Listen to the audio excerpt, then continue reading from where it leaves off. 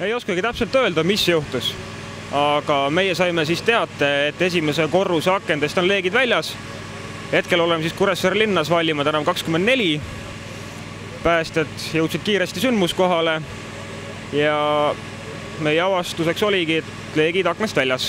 Koheselt meeskond alustas oma hargnemist ja ukse maha lõhkumist, kuna uks oli lukus ja ei olnud võtit avada. Ja sisenes ka kohe suitsusukelduslüli. Tulekahju saadi kiiresti kontrolli alla. Inimeste näol kannatanuid ei olnud, aga hukkus esimese korruse korteris olnud koer, kus siis põleng oli. Ja kas tuli jõudis levida ka teistesse korteritesse?